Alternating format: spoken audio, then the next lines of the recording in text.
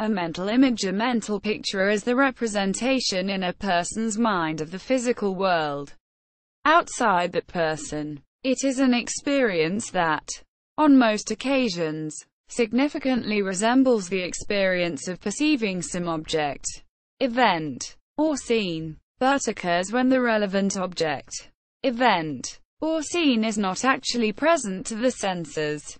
There are sometimes episodes, particularly on falling asleep, hypnagogic imagery, and waking up, hypnopompic, when the mental imagery, being of a rapid, phantasmagoric and involuntary character, defies perception, presenting a kaleidoscopic field, in which no distinct object can be discerned.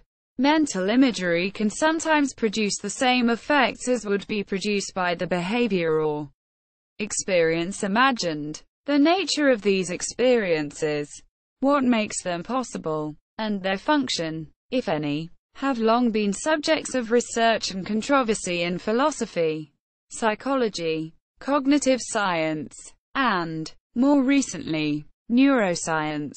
As contemporary researchers use the expression, mental images or imagery can comprise information from any source of sensory input. One may experience auditory images, olfactory images, and so forth. However, the majority of philosophical and scientific investigations of the topic focus upon visual mental imagery. It has sometimes been assumed that, like humans, some types of animals are capable of experiencing mental images, due to the fundamentally introspective nature of the phenomenon. There is little to no evidence either for or against this view. Philosophers such as George Berkeley and David Hume, and early experimental psychologists such as Wilhelm Wundt and William James, understood ideas in general to be mental images. Today it is very widely believed that much imagery functions as mental representations, or mental models, playing an important role in memory and thinking. William Brandt, 2013, p. 12, traces the scientific use of the phrase mental images back to John Tyndall's 1870 speech called The Scientific Use of the Imagination. Some have gone so far as to suggest that images are best understood to be, by definition, a form of inner, mental and neural representation. In the case of hypnagogic and hypnopompic imagery, it is not representational at all. Others reject the view that the image experience may be identical with, or directly caused by, any such representation in the mind of the brain, but do not take account of the non-representational forms of imagery.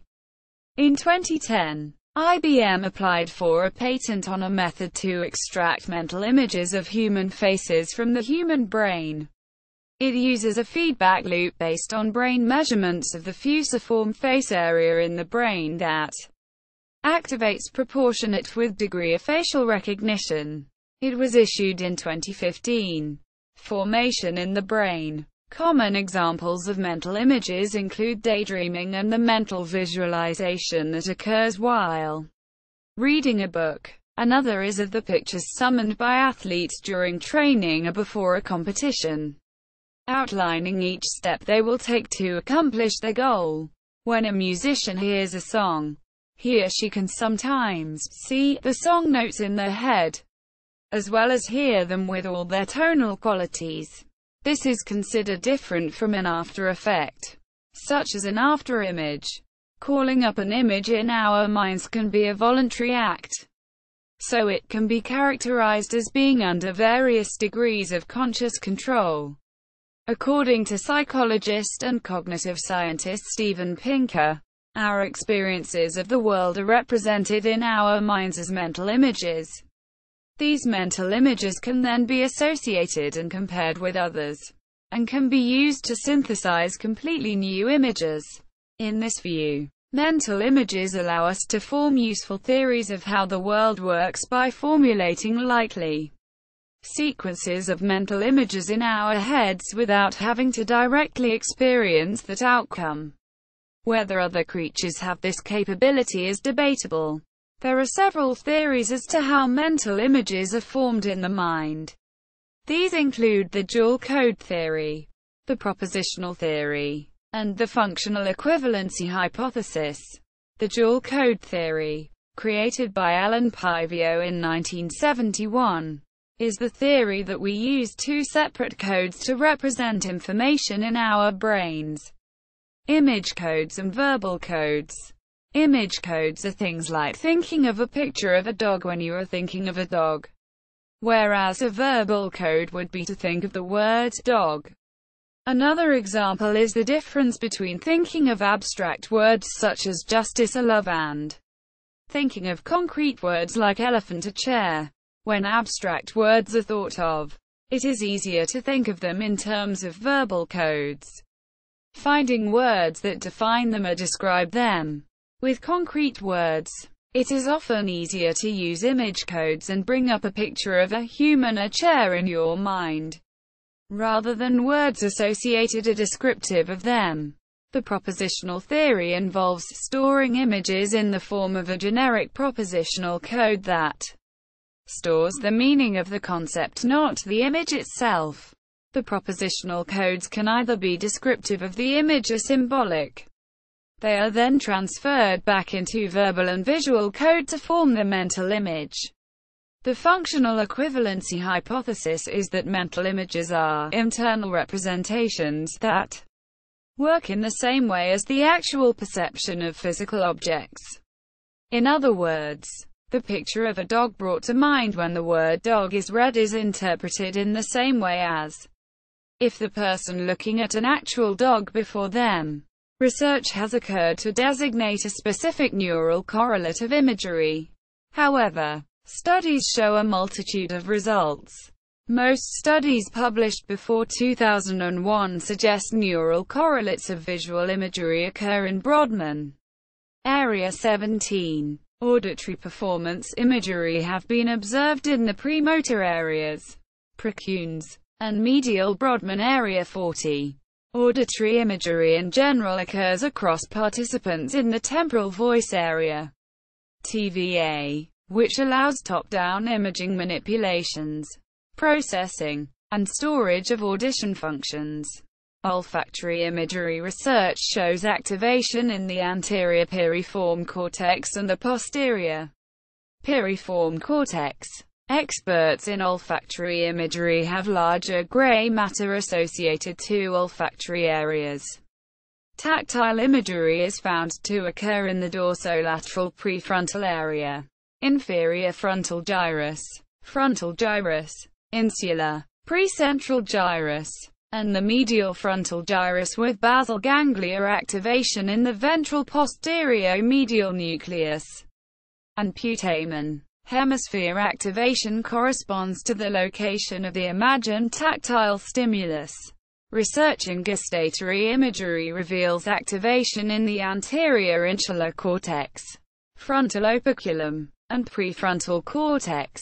Novices of a specific form of mental imagery show less gray matter than experts of mental imagery congruent to that form. A meta-analysis of neuroimagery studies revealed significant activation of the bilateral dorsal, parietal, interior insular, and left inferior frontal regions of the brain. Imagery has been thought to co-occur with perception. However, participants with damaged sense modality receptors can sometimes perform imagery of said modality receptors. Neuroscience with imagery has been used to communicate with seemingly unconscious individuals through fMRI activation of different neural correlates of imagery, demanding further study into low-quality consciousness. Philosophical ideas. Mental images are an important topic in classical and modern philosophy, as they are central to the study of knowledge. In the Republic, Book 7, Plato has Socrates present the allegory of the cave. A prisoner, bound and unable to move, sits with his back to a fire watching the shadows cast on the cave wall in front of him by people carrying objects behind his back. These people and the objects they carry are representations of real things in the world. Unenlightened man is like the prisoner, explains Socrates, a human being making mental images from the sense data that he experiences. The 18th century philosopher Bishop George Berkeley proposed similar ideas in his theory of idealism. Berkeley stated that reality is equivalent to mental images. Our mental images are not a copy of another material reality but that reality itself. Berkeley, however, sharply distinguished between the images that he considered to constitute the external world and the images of individual imagination. According to Berkeley, only the latter are considered mental imagery in the contemporary sense of the term. The 18th century British writer Drive Samuel Johnson criticized idealism. When asked what he thought about idealism, he is alleged to have replied, "I refute it thus," as he kicked a large rock and his leg rebounded. His point was that the idea that the rock is just another mental image and has no material existence of its own is a poor explanation of the painful sense data he had just experienced. David Deutsch addresses Johnson's objection to idealism in The Fabric of Reality when he states that if we judge the value of our mental images of the world by the quality and quantity of the sense data that they can explain, then the most valuable mental image, or theory, that we currently have is that the world has a real independent existence and that humans have successfully evolved by building up and adapting patterns of mental images to explain it. This is an important idea in scientific thought. Critics of scientific realism ask how the inner perception of mental images actually occurs. This is sometimes called the homunculus problem. See also the mind's eye. The problem is similar to asking how the images you see on a computer screen exist in the memory of the computer. To scientific materialism, mental images and the perception of them must be brain states. According to critics, scientific realists cannot explain where the images and their perceiver exist in the brain. To use the analogy of the computer screen, these critics argue that cognitive science and psychology have been unsuccessful in identifying either the component in the brain, i.e., hardware, or the mental processes that store these images, i.e., software. In experimental psychology, cognitive psychologists and, later, cognitive neuroscientists have empirically tested some of the philosophical questions related to whether and how the human brain uses mental imagery in cognition. One theory of the mind that was examined in these experiments was the brain as serial computer, philosophical metaphor of the 1970s. Psychologist Zenon Pylyshyn theorized that the human mind processes mental images by decomposing them into an underlying mathematical proposition. Roger Shepard and Jacqueline Metzler challenged that view by presenting subjects with 2D line drawings of groups of 3D block objects, and asking them to determine whether that object is the same as a second figure, some of which rotations of the first object. Shepard and Metzler proposed that if we decomposed and then mentally re-imaged the objects into basic mathematical propositions, as the then dominant view of cognition, as a serial digital computer, were assumed, then it would be expected that the time it took to determine whether the object is the same or not would be independent of how much the object had been rotated. Shepard and Metzler found the opposite, a linear relationship between the degree of rotation in the mental imagery task and the time it took participants to reach their answer. This mental rotation finding implied that the human mind, and the human brain, maintains and manipulates mental images as topographic and topological wholes, an implication that was quickly put to test by psychologists. Stephen Koslin and colleagues showed in a series of neuroimaging experiments that the mental image of objects like the letter F are mapped, maintained and rotated as an image-like whole in areas of the human visual cortex. Moreover, Koslin's work showed that there are considerable similarities between the neural mappings for imagined stimuli and perceived stimuli. The authors of these studies concluded that, while the neural processes they studied rely on mathematical and computational underpinnings, the brain also seems optimized to handle the sort of mathematics that constantly computes a series of topologically based images rather than calculating a mathematical model of an object.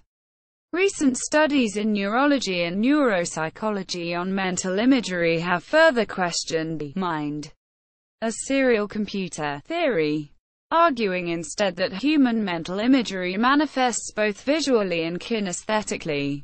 For example, several studies have provided evidence that people are slower at rotating line drawings of objects, such as hands in directions incompatible with the joints of the human body, and the patients with painful, injured arms are slower at mentally rotating line drawings of the hand from the side of the injured arm. Some psychologists, including Koslin, have argued that such results occur because of interference in the brain between distinct systems in the brain that process the visual and motor mental imagery.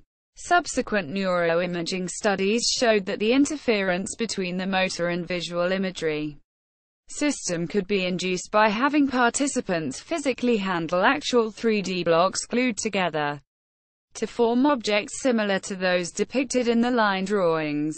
Amorim et al. Have shown that, when a cylindrical head was added to Shepard and Metzler's line drawings of 3D block figures, participants were quicker and more accurate at solving mental rotation problems.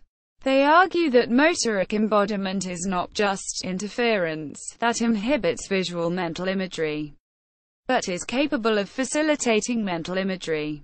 As cognitive neuroscience approaches to mental imagery continued, research expanded beyond questions of serial versus parallel topographic processing to questions of the relationship between mental images and perceptual representations. Both brain imaging, fMRI and ERP, and studies of neuropsychological patients have been used to test the hypothesis that a mental image is the reactivation, from memory, of brain representations normally activated during the perception of an external stimulus. In other words, if perceiving an apple activates contour and location and shape and color representations in the brain's visual system, then imagining an apple activates some or all of these same representations using information stored in memory. Early evidence for this idea came from neuropsychology. Patients with brain damage that impairs perception in specific ways, for example by damaging shape or color representations, seem to generally to have impaired mental imagery in similar ways. Studies of brain function in normal human brains support this same conclusion, showing activity in the brain's visual areas while subjects imagined visual objects and scenes. The previously mentioned and numerous related studies have led to a relative consensus within cognitive science, psychology, neuroscience, and philosophy on the neural status of mental images. In general, researchers agree that, while there is no homunculus inside the head viewing these mental images, our brains deform and maintain mental images as image-like wholes. The problem of exactly how these images are stored and manipulated within the human brain, in particular within language and communication, remains a fertile area of study. One of the longest-running research topics on the mental image has basis on the fact that people report large individual differences in the vividness of their images. Special questionnaires have been developed to assess such differences, including the Vividness of Visual Imagery Questionnaire, VVIQ, developed by David Marks, Laboratory studies have suggested that the subjectively reported variations in imagery vividness are associated with different neural states within the brain and also different cognitive competencies such as the ability to accurately recall information presented in pictures. Rodway, Gillies and Shetman used a novel long-term change detection task to determine whether participants with low and high vividness scores on the VVIQ2 showed any performance differences. Rodway et al. Found that high vividness participants were significantly more accurate at detecting salient changes to pictures compared to low vividness participants. This replicated an earlier study. Recent studies have found that individual differences in VVIQ scores can be used to predict changes in a person's brain while visualizing different activities. Functional magnetic resonance imaging, fMRI, was used to study the association between early visual cortex activity relative to the whole brain. While participants visualized themselves or another person bench pressing or stair climbing, reported image vividness correlates significantly with the relative fMRI signal in the visual cortex. Thus, individual differences in the vividness of visual imagery can be measured objectively. Logi, Panett, Buono-Core and Della Sala, 2011, used behavioral and fMRI data for mental rotation from individuals reporting vivid and poor imagery on the VVIQ. Groups differed in brain activation patterns, suggesting that the groups performed the same tasks in different ways. These findings help to explain the lack of association previously reported between VVIQ scores and mental rotation performance, training and learning styles. Some educational theorists have drawn from the idea of mental imagery in their studies of learning styles. Proponents of these theories state that people often have learning processes that emphasize visual, auditory, and kinesthetic systems of experience. According to these theorists, teaching in multiple overlapping sensory systems benefits learning, and they encourage teachers to use content and media that integrates well with the visual, auditory, and kinesthetic systems whenever possible. Educational researchers have examined whether the experience of mental imagery affects the degree of learning. For example, imagining playing a five-finger piano exercise. Mental practice resulted in a significant improvement in performance over no mental practice, though not as significant as that produced by physical practice. The authors of the study stated that mental practice alone seems to be sufficient to promote the modulation of neural circuits involved in the early stages of motor skill learning, visualization and the Himalayan traditions.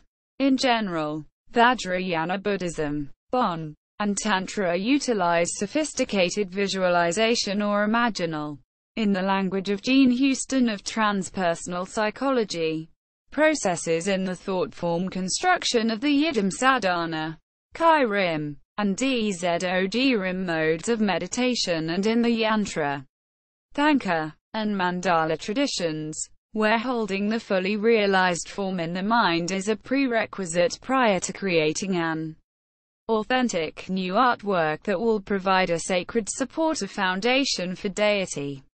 Substitution effects. Mental imagery can act as a substitute for the imagined experience. Imagining an experience can evoke similar cognitive, physiological, and/or behavioral consequences as having the corresponding experience in reality. At least 4 classes of such effects have been documented. Imagined experiences are attributed evidentiary value like physical evidence. Mental practice can instantiate the same performance benefits as physical practice. Imagined consumption of a food can reduce its actual consumption. Imagined goal achievement can reduce motivation for actual goal achievement. See also. Further reading. Amorim, Michel-Ange. Bryce Isabalu and Muhammad Daraya. 2006. Embodied Spatial Transformations. Body Analogy for the Mental Rotation. Journal of Experimental Psychology. General. Barcelou. L. W. 1999. Perceptual Symbol Systems. Behavioral and Brain Sciences. 22. 4. 577 to 660. DOI. 10.1017 per seconds 0140525 extension 990022149. Bartolomeo. P. 2002. The Relationship Between Visual Perception and Visual Mental Imagery. A Reappraisal of the Neuropsychological Evidence. Cortex. 38. 3. 357 to 378. DOI. 10.1016 per seconds 00109452. 08. 70665-8. Bennett. M. R. and Hacker. P. M. S. 2003. Philosophical Foundations of Neuroscience. Oxford. Blackwell. Ben Safi. M. Porter. J. Poliot. S. Mainland. J. Johnson. B. Zelano. C. Young. N. Bremner. E. Aframian. D. Khan. R. Sobel. N.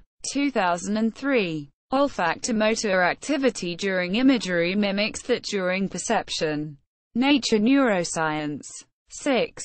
11. 1142 to 1144. DOI. 10.1038 NN 1145. Block. N. 1983. Mental Pictures and Cognitive Science. Philosophical Review. 92. 4. 499 to 539. DOI. 10.2307 2,184,879. JSTOR 2,184,879. Brandt. W. 2013. Mental Imagery and Creativity. Cognition, Observation and Realization. Academica Verlag. pp. 227. Saarbrücken, Germany. ISBN 9783639-46288-3. Qui. X. Jata. C. B. Yang. D. Montague. P. R. Eagleman. D. M. 2007. Vividness of Mental Imagery. Individual variability can be measured objectively. Vision Research. 47. 4. 474 to 478. DOI. 10.1016 J. This Res. 2006.11.013. Deutsch. David. The Fabric of Reality. ISBN 0-14-014690-3. Egan. Kiran. 1992. Imagination in Teaching and Learning. Chicago. University of Chicago Press. Fichter. C. Jonas. K. 2008. Image Effects of Newspapers. How Brand Images Change Consumers' Product Ratings. Zeitschrift für Psychologie. 216. 4. 226 to 234. DOI. 10.1027 0044 3409.216.4.226. Finke. R. A. 1989. Principles of Mental Imagery. Cambridge. M.A. MIT Press. Gander. Howard. 1987. The Mind's New Science. A History of the Cognitive Revolution, New York. Basic Books. Gore. R. C. Hilgard. E. R. 1975. Visual Imagery and Discrimination of Differences between Altered Pictures Simultaneously and Successively Presented. British Journal of Psychology. 66. 3. 341 to 345. DOI 10.1111 J 2044 to 8295.1975. TBO 1470. X. Coslin, Stephen M. 1983. Ghosts in the Mind's Machine. Creating and Using Images in the Brain. New York. Norton. Coslin, Stephen. 1994. Image and Brain. The Resolution of the Imagery Debate. Cambridge. M.A. MIT Press. Coslin, Stephen M. Thompson. William L. Kim. Irene J. Alpert. Nathaniel M. 1995. Topographic Representations of Mental Images in Primary Visual Cortex. Nature. 378. 6556. 496-8. Bibcode. 1995 Nature. 378. 496K. DOI. 10.1038 378,496 say 0. PMID 7,477,406. Coslin, Stephen M. Thompson. William L. Raga. Mary J. Alpert. Nathaniel M. 2001. Imagining Rotation by Endogenous versus Exogenous Forces. Distinct Neural Mechanisms. Neuroreport. 12. 11. 2519-2525. DOI. 10.1097 0001756-20010808000046. Logie, R. H. Panett, C. R. Buono A. Della Sala, S. 2011. Low and high images activate networks differentially in mental rotation. Neuropsychology. 49. 11. 3071-3077. DOI. 10.1016 J.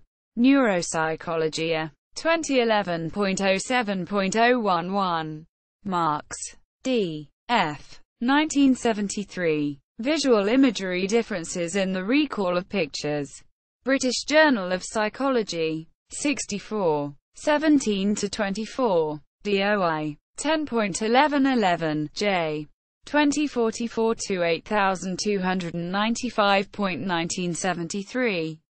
TBO 1322. X. Marks. D. F. 1995. New Directions for Mental Imagery Research. Journal of Mental Imagery. 19. 153-167. McGabbin, R. Squires, B. 2003. Releasing the Beast Within. A Path to Mental Toughness. Granite Publishing. Australia. McKellar, Peter. 1957. Imagination and Thinking. London. Cohen and West. Norman, Donald. The Design of Everyday Things. ISBN 0-465-06710-7. Pivio, Alan. 1986. Mental Representations. A Dual Coding Approach. New York. Oxford University Press.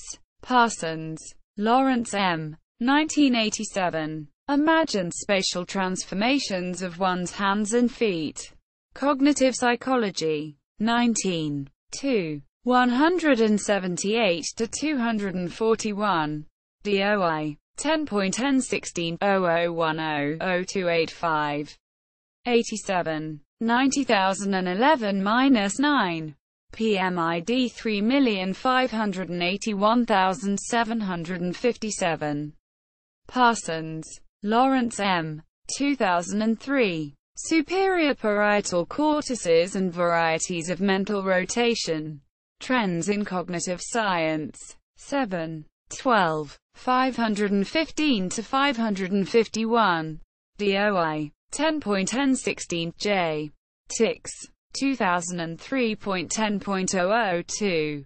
Pascual Leone. Alvaro. Nawet Dang, Leonardo G. Cohen, Joaquim P. Brazil Neto, Angel Camarota, and Mark Hallett. 1995. Modulation of muscle responses evoked by transcranial magnetic stimulation during the acquisition of new fine motor skills. Journal of Neuroscience. 1. Plato, The Republic. New Cup translation into English. ISBN 0-521-48443-X. Plato, Res Publica. New Cup edition of Greek text. ISBN 0-19-924849-4. Prinz, J. 2002. Furnishing the Mind. Concepts and Their Perceptual Basis. Boston, M.A., MIT Press. Piletion, Zenon W. 1973. What the Mind's Eye Tells the Mind's Brain. A Critique of Mental Imagery. Psychological Bulletin. 80. 1-24. DOI. 10.1037 per hours M034650. Riersberg, Daniel, ed. 1992. Auditory Imagery. Hillsdale, N.J. Earlbaum, Richardson, A. 1969. Mental Imagery. London. Routledge and Keegan Paul. Rodway, P. Gillies, K. Shepman, A. 2006. Vivid images are better at detecting salient changes. Journal of Individual Differences. 27. 4. 218-228. DOI. 10.1027-1614-200001.27.4.218.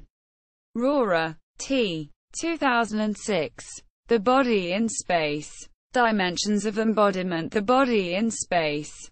Embodiment, Experientialism and Linguistic Conceptualization. In Body, Language and Mind. Volume 2. Zolotev, Jordan, Ziemke, Tom, Frank, Roz, Dervin, René, eds. Berlin, Mouton de Gruyter. Forthcoming 2006.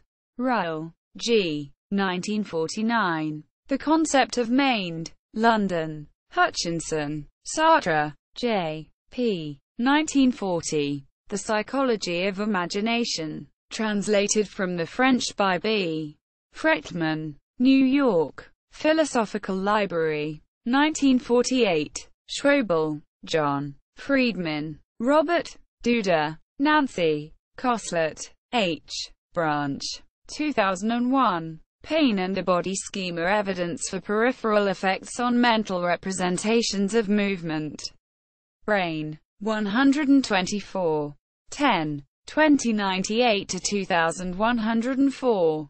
DOI. 10.1093. Brain. 124.10.2098. Skinner, B. F. 1974. About Behaviorism. New York. Knopf. Shepard, Roger N. Metzler, Jacqueline. 1971. Mental Rotation of Three-Dimensional Objects. Science. 171. 3972. 701-703. Bibcode. 1971 Sci. 171. 701s. DOI. 10.1126. Science. 171.3972.701. PMID 5540314.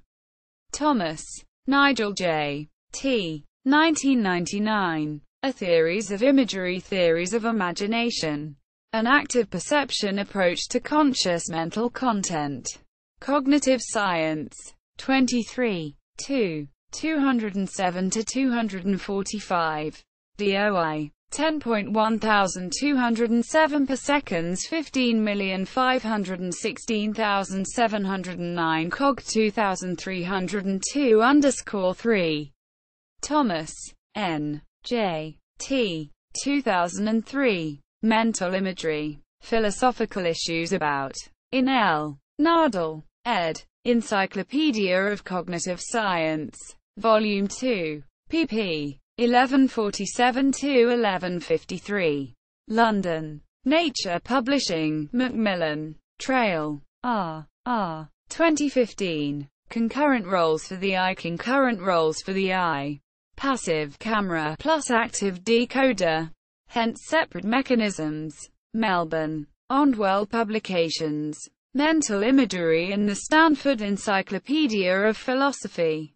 Using mental imagery to learn at effective Eology.